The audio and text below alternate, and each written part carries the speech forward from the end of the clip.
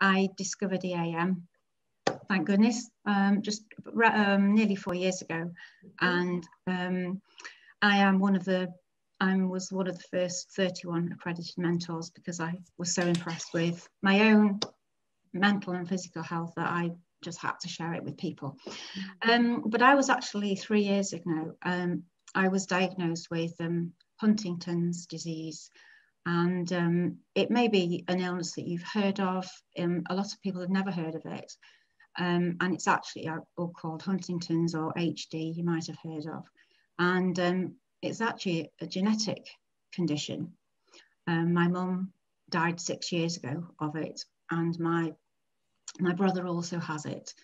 And it's not a very nice illness. It can affect your mental health, so you can get depression, anxiety, panic attacks, feeling suicidal.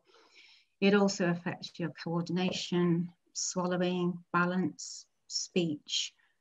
Basically, your brain dies. But it's a cellular thing, so it's actually part of your DNA. And about 3 years ago, I became symptomatic. I thought, oh, you know, I had right-sided involuntary muscle spasms.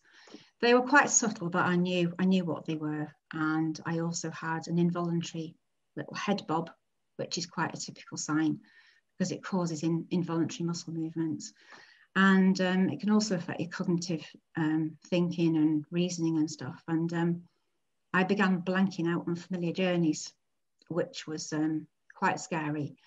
And one day I got to Sainsbury's roundabout locally, you know, where I went all the time, and I just couldn't remember which exit to go to Sainsbury's.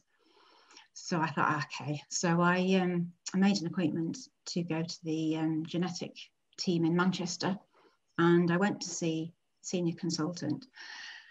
And when I got there, he confirmed that he thought I'd got it and I needed a blood test.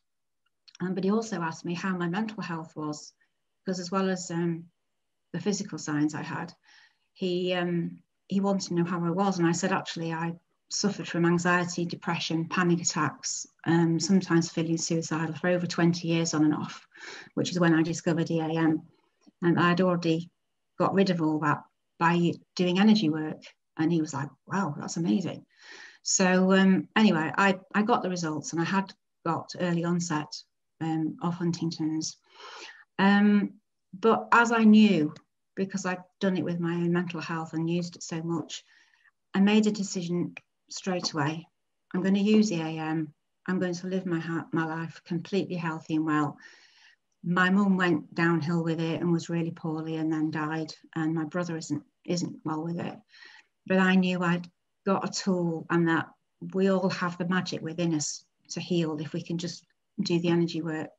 So I listening to Yvette talking about stress, one of the things I did. So I just got the metaphysical books that I had, which Yvette's just mentioned, which are books that you can get, and they explain about different emotional causes of different illnesses. So I just got to work with the books, used EAM and stress, for example. So I looked at, was it stress in my work, my home environment, my relationships, which relationships was it?